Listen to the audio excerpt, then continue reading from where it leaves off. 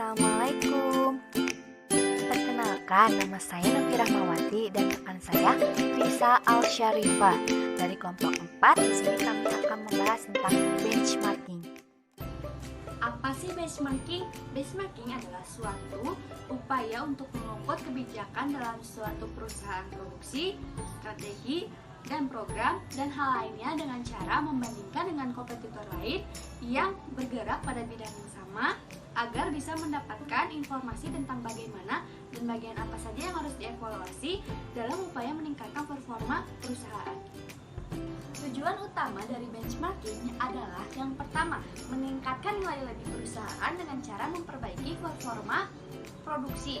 Yang kedua, meningkatkan produktivitas. Ketiga, memperbaiki kualitas produk dan pelayanan. Dan yang terakhir, memanfaatkan performa dari kompetitor lain yang dianggap lebih baik. Jenis-jenis benchmarking ada dua. Yang pertama ada internal benchmarking, di mana suatu kegiatan membandingkan kegiatan atau proses yang sama dalam suatu koperasi. Biasanya, kegiatan ini dilakukan pada perusahaan yang sudah memiliki anak perusahaan atau cabang, agar setiap perusahaan di dalamnya memiliki standarisasi yang sama dengan induk perusahaan.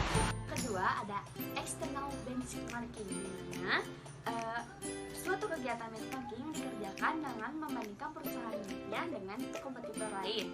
External benchmarking ini juga dibagi menjadi dua. Yang pertama ada competitive benchmarking, di mana suatu perusahaan yang membandingkan perusahaan tersebut dengan perusahaan lain yang dianggap sebagai kompetitor utama. Kedua, ada non-competitive benchmarking, di mana suatu perusahaan yang membandingkan perusahaan tersebut dengan perusahaan lain, namun dalam bidang industri yang berbeda. Jenis non-competitive benchmarking itu juga dibagi menjadi dua. Yang pertama, ada functional non-competitive benchmarking, di mana kegiatan membandingkan fungsi yang sama dari perusahaan yang berbeda pada berbagai bidang industri.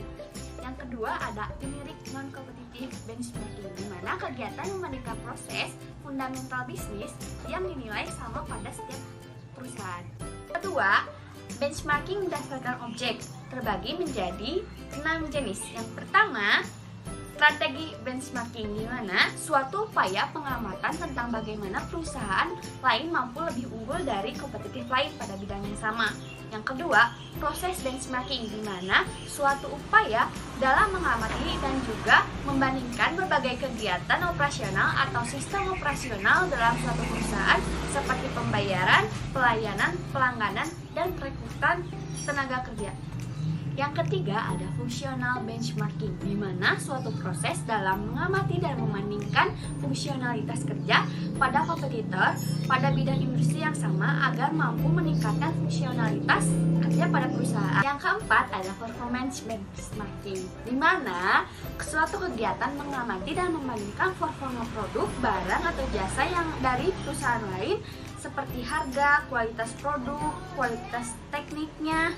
Yang kelima ada produk benchmarking, di mana kegiatan mengamati dan membandingkan produk dari perusahaan dengan produk dari kompetitor lain untuk bisa mendapatkan informasi terkait kekuatan dan kelemahan dari produk kompetitor. Yang keenam ada financial benchmarking, di mana suatu kegiatan membandingkan kondisi keuangan perusahaan dengan perusahaan lain untuk mendapatkan informasi tentang daya saing kompetitor. Selanjutnya akan diterangkan oleh Risa Al-Syarifah. Bagaimana sih langkah-langkah untuk melakukan benchmarking itu? Yang pertama, Anda harus memilih produk, layanan, atau departemen di dalam perusahaan Anda untuk dijadikan sebagai tolak ukur. Yang kedua, tentukanlah skala bisnis di mana Anda harus melakukan perbandingan. Yang ketiga, himpunlah seluruh informasi terkait performa kompetitor Anda. Nah, untuk yang keempat, bandingkanlah data antara perusahaan Anda dengan perusahaan kompetitor Anda untuk Anda mengetahui kesenjangan apa yang ada di dalam perusahaan Anda. Dan yang terakhir adalah Anda bisa menerapkan seluruh proses dan kebijakan dari perusahaan kompetitor Anda yang Anda nilai paling baik. Berikut manfaat dari melakukan benchmarking. Yang pertama adalah analisis kompetitif. Jadi dengan Anda melakukan perbandingan antara perusahaan Anda dengan perusahaan kompetitor lain, maka Anda akan tahu nih bagian mana yang harus Anda perbaiki atau Anda tingkatkan. Yang kedua adalah memantau performa. Nah, dengan melakukan benchmarking, Anda bakal mengetahui nih tren yang saat ini sedang ada, dan juga Anda dapat menerapkan tren tersebut dan mendapatkan hasil yang lebih maksimal. Nah, yang ketiga adalah perbaikan secara berkala. Dengan adanya benchmarking ini, Anda dapat meningkatkan performa perusahaan Anda secara berkelanjutan. Yang keempat ini adalah perencanaan dan penetapan sasaran. Nah, setelah berhasil melakukan benchmarking, Anda dapat menentukan target baru yang lebih realistis. Yang kelima adalah menambah rasa kepemilikan. Nah, karena benchmarking tersebut itu melibatkan seluruh karyawan, maka karyawan akan merasa saling memiliki perusahaan tersebut, jadi akan memberikan dampak yang lebih baik. Nah, yang keenam ini memahami kelebihan perusahaan.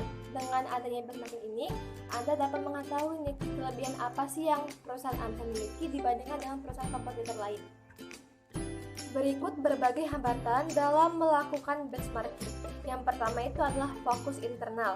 Nah, perusahaan yang terlalu fokus pada internal perusahaannya saja cenderung akan mengabaikan fakta bahwa proses yang terbaik adalah proses yang mampu menghasilkan nilai efisiensi yang jauh lebih tinggi, sehingga visi perusahaannya akan jauh lebih sempit. Nah, untuk yang kedua adalah tujuan benchmarking yang terlalu luas. Sebenarnya, untuk melakukan benchmarking tersebut, kita memerlukan tujuan yang lebih rinci dan juga spesifik, sehingga dia akan lebih berorientasi pada proses dibandingkan dengan hasilnya. Nah, yang ketiga itu jadwal yang tidak terrealistis. Tentunya kita memerlukan kesabaran yang sangat tinggi karena memerlukan waktu yang sangat banyak. Tetapi dengan proses yang terlalu lama juga tidak baik, karena itu akan menyebabkan bahwa ada yang salah nih dalam hal pelaksanaannya. Nah, yang keempat itu adalah komposisi tim yang kurang tepat. Jadi kita tuh memerlukan orang-orang yang kita taruh untuk saling berhubungan satu sama lain. Terima kasih yang sudah menonton videonya. Maaf bila ada kesalahan dan kekurangan. Jangan lupa like dan komen. Terima kasih. Wassalamualaikum warahmatullahi wabarakatuh.